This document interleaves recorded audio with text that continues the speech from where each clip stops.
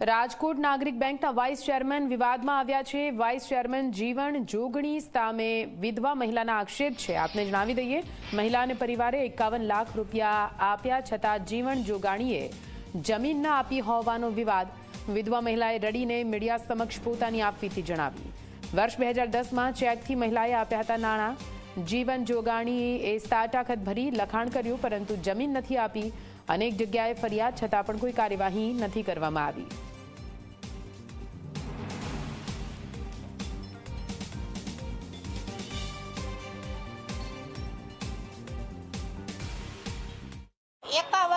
लाख रुपया आप्या छे 14 वर्ष थया तो एनो कई जवाब नथी आव्यो। ए हता ने ते जाता ने आवता के मैं कीधुं हूँ शुं कीधुं एटले के आ काई के छे पती जाय एम के छे नथी पतતું। तो 4 वर्ष थया धाममां वया गया। हवे हूँ नोंधारी थई गई छुं। मारे हवे शुं समजવું छो?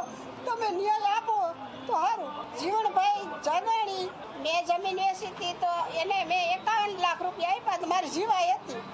તો હવે એ કઈ જવાબ દેતા નથી।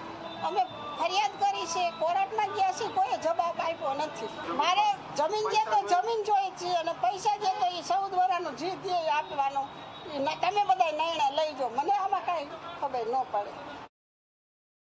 2010માં મેં જમીન લીધી હતી જીવણભાઈ જાગાણી પાસેથી, આપણે વાઇસ ચેરમેન નાગરિક બેંકના। તો 51 લાખ રૂપિયા મેં એને ચેકથી દીધા હતા ચેકથી।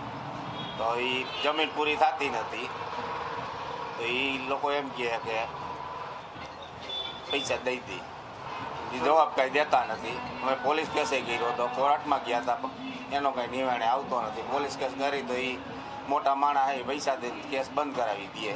અમારો ફોન ઉપાડતો જ નથી। દાદા હતા ત્યાં સુધી જતા તે પછી કાંઈ ફોન ઉપાડતા નથી। 3-4 વર્ષ ત્યાં ફોન ઉપાડતા જ નથી। અમારી માંગ છે કે અમારી જમીન અમને આપી દઈએ, અમે પૈસા એને આપી દઈએ જેટલા આપવાના એટલા। અમારી જમીન અમે પૂરી કરી દઈએ। જો કે જીવણ જોગાણીએ તમામ આરોપોને ફગાવ્યા। વર્ષ 2010માં 10 એકર અને 10 ગુંઠા જમીનનો સોદો કર્યો હતો। 51 લાખ આપ્યા બાદ ફરિયાદીએ સંપર્ક નહોતો કર્યો તેવું તેમનું કહેવું છે। જીવન જોગાણી સૂંથી આપવા આવ્યા બાદ અન્ય રકમ નથી આપી તેવું પણ કહ્યું છે।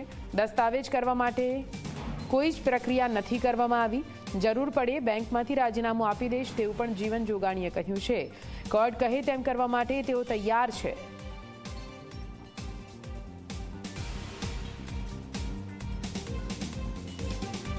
₹51 લાખ એને સુથી નહીં પતા, આપણે સોદો પણ કરેલો છે। પૈસા 51 લાખ કોઈ દી પૈસા પાછા માંગ્યા નથી।